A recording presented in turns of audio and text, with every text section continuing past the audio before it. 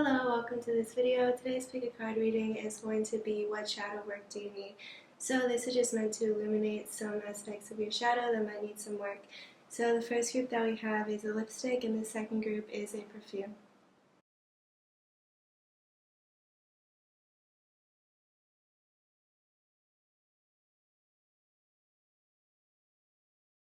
Hello group 1, for those of you that chose this lipstick, welcome to your reading. Okay, so the first card that we have is Conscious Eating Nourishes Me. So I think that with this could be something maybe in your subconscious regarding how you eat. So there might be some kind of eating habits or something that are beneath the surface that you're not really paying attention to. And so even if it's just like, even if you're a healthy eater, part of this could be I'm getting someone who's like eating really fast, not really paying attention to when they're eating kind of thing.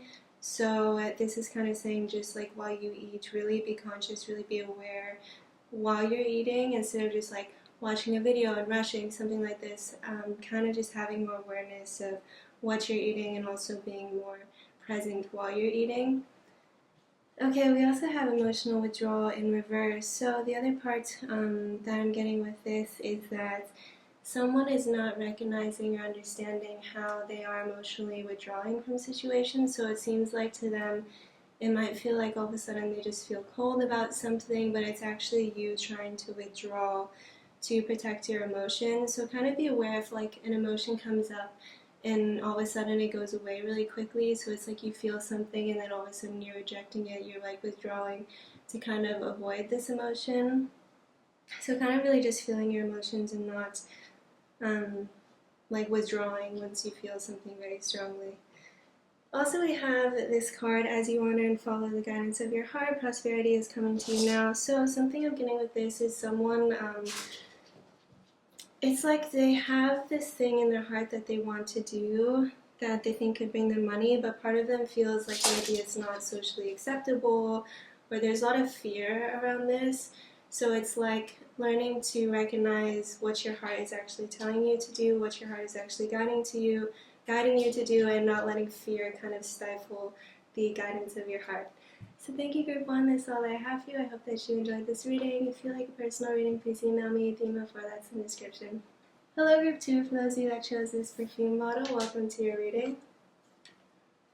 Okay, so the first card that we have for you is Love and Intimacy Flow into My Life Effortlessly. So, and this is also in reverse. So I'm getting a huge part of your shadow here that needs to be illuminated is kind of your ideas involving love and intimacy, and kind of also like this idea of that you really need to change something, that you really need to put so much effort and stuff like this. It's like you need to be something other, you need to do something other special to have this love and intimacy in your life. So part of this could just be like, why don't I think love and intimacy will come to me just naturally, kind of effortlessly, that this is something I deserve, that, you know, is always going to come into my life. So there's some shadow aspects regarding like really feeling accepting of love, and also like understanding and knowing that this love will come to you, kind of having this fear of like, you know, needing to try to make it happen, almost like from a controlling sense. Okay, we also have financial and material changes. So what I'm getting with this mainly with your shadow aspect is like this fear, even if nothing is going on. Some people watching this have this fear. It's like your money can be very stable, which is understandable, but there's a part of you that is so concerned about certain changes. So it's just kind of needing to understand where your shadow is kind of taking over in fear of like, really, I'm getting with this pile, a lot of it is like gripping and feeling like things really need to be in your control out of this fear.